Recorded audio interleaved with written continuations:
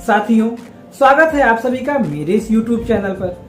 आज हम सभी लोग बायोलॉजी का श्वसन तंत्र नामक टॉपिक पढ़ने जा रहे हैं। श्वसन सभी जीवित प्राणियों में लगातार होती रहने वाली एक प्रक्रिया है। बिना श्वसन के कोई भी जीवधारी जीवित नहीं रह सकता है। श्वसन की क्रिया दो चरणों में होती है। पहला वायवीय श्वसन और दूसरा कोशिकीय श्वसन। वायवीय श्वसन को हम लोग श्वासोच्छ्वास भी कहते हैं। वायवीय श्वसन में होता सिर्फ इतना है कि वायुमंडल की वायु हमारे नाक में प्रवेश करके हमारे फेफड़ों में पहुंचती है। फेफड़ों में उस वायु से ऑक्सीजन अवशोषित हो जाती है और फेफड़ों के द्वारा उसमें कार्बन डाइऑक्साइड मिला दी जाती है। वो कार्बन डाइऑक्साइड वायु के साथ में हमारी नाक से फिर से बाहर निकल जाती है। ये श्वसन का पहला चरण हुआ। श्वसन का दूसरा चरण सबसे ज्यादा जटिल चरण होता है। इसे हम वास्तविक श्वसन कहते हैं। इसे ही हम कोशिकीय श्वसन भी कहते हैं, क्योंकि यह प्रक्रिया कोशिकाओं में होती है। रुधिर में मौजूद हीमोग्लोबिन ऑक्सीजन से क्रिया करके एक अस्थायी यौगिक ऑक्सी हीमोग्लोबिन बनाता है और उस रुधिर के साथ ये ऑक्सीजन हमारे कोशिकाओं में पहुंच जाती है। कोशिकाओं में पहुंचने के बाद में ऑक्सी हीमोग्लोबिन फिर से हीमोग्लोबिन और ऑक्सीजन में टूट जाता है और कोशिका को ऑक्सीजन मिल जाती है। पाचन तंत्र से जो ग्लूकोज हमारे रुधिर में पहुंचता है, उस ग्लूकोज का ऑक्सीजन की सहायता से दहन होता है, यानी ग्लूकोज का अणु जलता है और उसके जलने से एटीपी अणुओं का निर्माण होता है, जिससे हमारे शरीर को ऊर्जा मिलती है और हम बोलने, चलने, दौड़ने जैसी प्रक्रियाएं कर पाते हैं। तो आइए हम लोग इस प्रक्रिया को एनिमेशन के माध्यम से समझ लेते हैं। श्वसन तंत्र का प्रमुख अंग हमारे फेफड़े होते हैं, जो अस्थियों से बनी पसलियों के पिंजरे के अंदर सुरक्षित रहते हैं। पसलियां हमारे फेफड़े व हृदय की बाहरी आघातों से रक्षा करती हैं। फेफड़ों के ठीक नीचे डायाफ्राम होता है, जो हमारे पाचन तंत्र को श्वसन तंत्र से अलग करता है। डायाफ्राम की पेशियों के फैलने व सिकुड़ने से ही श्वसन की क्रिया होती है। हमारे फेफड़े बहुत से ऊतकों से मिलकर बने होते हैं। दायां फेफड़ा बाएं फेफड़े के मुकाबले अधिक फैला होता है। बाएं फेफड़े के ठीक नीचे यकृत स्थित होता है, जिसके लिए जगह बनाने हेतु बाएं फेफड़े का आकार थोड़ा कम होता है। पुरुष के फेफड़े महिलाओं के फेफड़ों से ज्यादा हवा धारण कर सकते हैं। दाएं फेफड़े को 3 भागों में बांटा गया है, जिनको हम लोब कहते हैं। बाएं फेफड़े में 2 भाग यानी 2 लोब होते हैं। ये लोब स्पंज जैसे ऊतक हैं, जो प्लेउरा नामक झिल्ली से घिरे रहते हैं। हर फेफड़े की प्लेउरा मेम्ब्रेन अलग अलग होती है। इससे यदि एक फेफड़ा खराब हो जाता है तो दूसरा कार्य करता रहता है। फेफड़ों से गर्दन तक एक नली गई होती है, जिसे विंड पाइप या ट्रैकिया कहा जाता है। ट्रैकिया पर उपास्थि के बने हुए छल्ले लगे होते हैं, जो श्वासनाल के फैलने व सिकुड़ने की क्रिया को नियंत्रित करते हैं। जब हमारे फेफड़े डायाफ्राम के सिकुड़ने से फूलते हैं, तब हमारी नाक के अंदर ऑक्सीजन युक्त वायु प्रवेश करती है। ये हमारे गले से होते हुए श्वासनाल में जाती है। श्वासनाल से होते हुए वायु फेफड़ों में प्रवेश करती है। फेफड़ों में अनेक वायु कोश होते हैं, जिनमें रुधिर वाहिनियों का जाल सा फैला होता है, जिनको केशिका कहते हैं।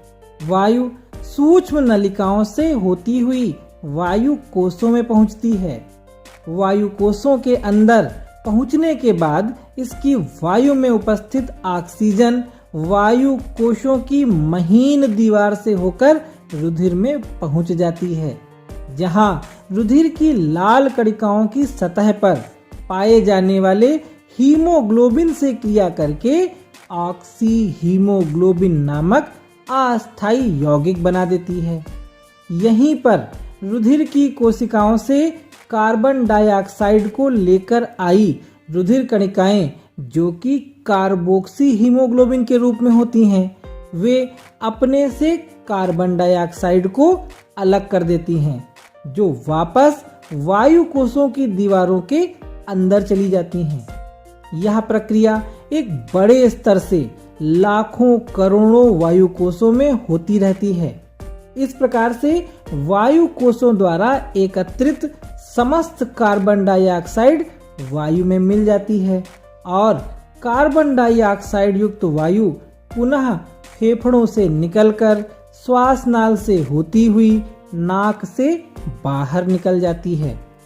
हमारा डायाफ्राम लगातार फैलता और सिकुड़ता रहता है और इसी के प्रभाव से श्वसन की क्रिया लगातार चलती रहती है। जब हम श्वसन की क्रिया में वायु को अंदर लेते हैं तब इस प्रक्रिया को कहा जाता है इनहेल, तथा जब हम वायु को बाहर निकालते हैं तब इस प्रक्रिया को कहा जाता है एक्सहेल। ये प्रक्रिया लगातार चलती रहती है और क्योंकि इस प्रक्रिया में सिर्फ वायुमंडलीय गैसों का आदान प्रदान होता है, इसलिए इसे कहा जाता है वायवीय श्वसन। अब बात करते हैं वास्तविक श्वसन की, जिसे हम कोशिकीय श्वसन भी कहते हैं। फेफड़ों से ऑक्सीजन लेकर के आए रुधिर के अणु तथा पाचन क्रिया में छोटी आंत से अवशोषित ग्लूकोज के अणु रुधिर वाहिनियों से होते हुए शरीर की कोशिकाओं में पहुंचते हैं। ग्लूकोज 6 कार्बन परमाणुओं वाला एक यौगिक है, जिसका ऑक्सीजन की उपस्थिति में ऑक्सीकरण होता है और एटीपी अणुओं का निर्माण होता है। सबसे पहले कोशिका द्रव्य में ग्लूकोज का आंशिक ऑक्सीकरण होता है और 6 कार्बन परमाणु वाले ग्लूकोज के एक अणु से 3 कार्बन परमाणु वाले 2 पाइरुविक अम्ल के अणुओं का निर्माण होता है। इस क्रिया को ग्लाइकोलिसिस कहते हैं। इसके बाद पाइरुविक अम्ल का अणु माइटोकॉन्ड्रिया में प्रवेश करता है, जहां कोशिकीय श्वसन का दूसरा चरण होता है। इस चरण को क्रेब्स चक्र कहा जाता है। इस चरण में पाइरुविक अम्ल का पूर्ण ऑक्सीकरण हो जाता है और यह टूटकर कार्बन डाइऑक्साइड और जल में बदल जाता है।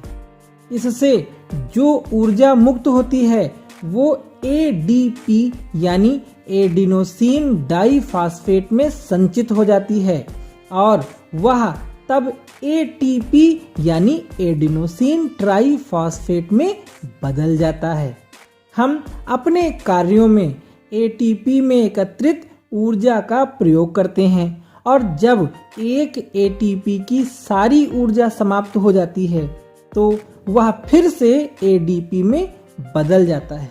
एटीपी को ऊर्जा यौगिक भी कहा जाता है और क्योंकि माइटोकॉन्ड्रिया में एडीपी अणुओं से एटीपी का निर्माण होता है, इसीलिए माइटोकॉन्ड्रिया को कोशिका का पावर हाउस कहा जाता है। तो कैसा लगा ये वीडियो हमें कमेंट करके जरूर बताएं। अगर आपने अभी तक हमारे चैनल को सब्सक्राइब नहीं किया है तो आज ही नीचे लाल बटन को क्लिक करके इसे सब्सक्राइब कर लें और बेल आइकन को ऑन कर लें, जिससे कि मेरा हर वीडियो आपको समय से प्राप्त हो सके। वीडियो अगर पसंद आया हो तो इसे लाइक व शेयर अवश्य कर दें। हमारे साथ हमारे इस वीडियो में अंत तक जुड़े रहने के लिए आप सभी का बहुत बहुत धन्यवाद।